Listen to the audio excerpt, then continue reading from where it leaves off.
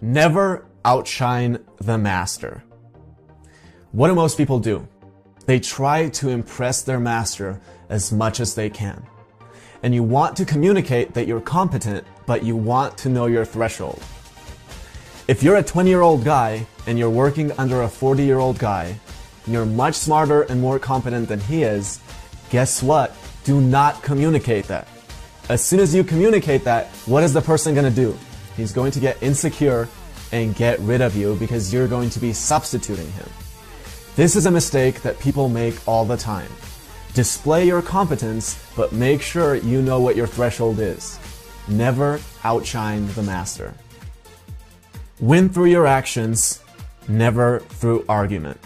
Michelangelo had just finished a perfect sculpture. Soderini, an arrogant man, walked in. He looks at the sculpture and he says, "Well, the nose is a little too big."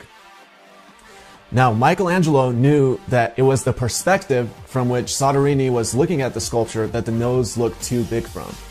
But did he say anything? Of course not. He said, "Very well." He picked up a tool and he secretly picked up some of the dust that had been laying there from previous work.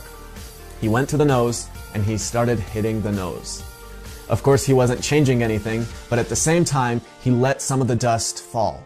While Michelangelo was doing this, he said, "Hey, go look at it from there. See if you like it now." Soderini went over there, looked at the sculpture and said, "The nose looked perfect now."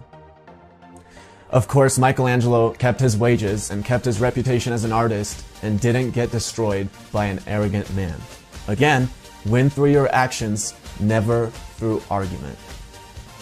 Law number 10, infection. Avoid the unhappy and unlucky. If your friends introduce negativity into your life all the time, guess what? Cut them out. If they're getting arrested all the time, guess what? Cut them out. This is the #1 principle probably of power, success, and just creating an extraordinary life in general. Law number 13, when asking for help, appeal to people's self-interest, never to their mercy or gratitude. I had a friend who I'd drive around all the time when he needed it. He would run out of money and I would just loan him money and never even get it back. Wouldn't even ask for it. I remember one time being stuck in a really bad situation and I called him and I said, "Hey, can you please come get me?" He gave me that 2 seconds of hesitation and he was about to start an excuse. And of course I remembered the law and I said, "Okay, I gotta switch this around." And I said, "And actually, I have some extra money." Like, what is extra money? But I said, "I have some extra money and, you know, if you come pick me up, we can use it to fill up your tank. And on the way back, we can stop and eat, and I'll pay for that too." And in 2 seconds, he said, "Okay, I'm coming."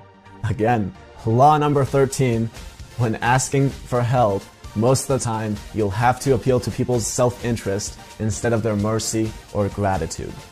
Law number 16, use absence to increase respect and honor.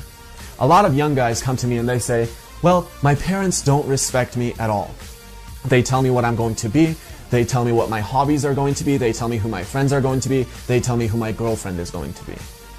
And again, why is that? It's because of a very well-known economic principle of scarcity. You're spending 24 hours a day with your parents. They're the ones feeding you. They're going to dictate that.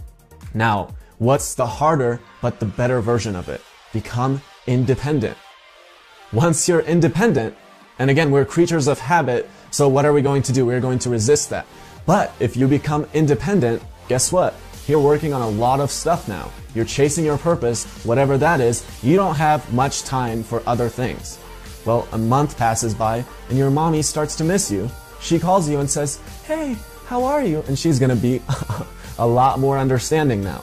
Again, as soon as she starts to introduce that negativity, you say, "Well, you know what? I'm sorry, I don't have time. I gotta go work on this."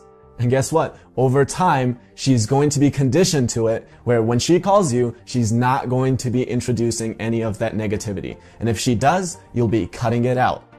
Use the economic principle of scarcity to increase your respect and honor. Law number 38, think as you like, but behave like others. It's funny if you take a look at the United States Congress.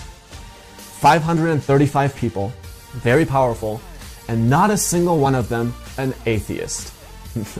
Now, you don't have to be a statistical genius to know that that's pretty much impossible. But again, why is that? Because they know the power of law number 38. Think as you like, but behave like others.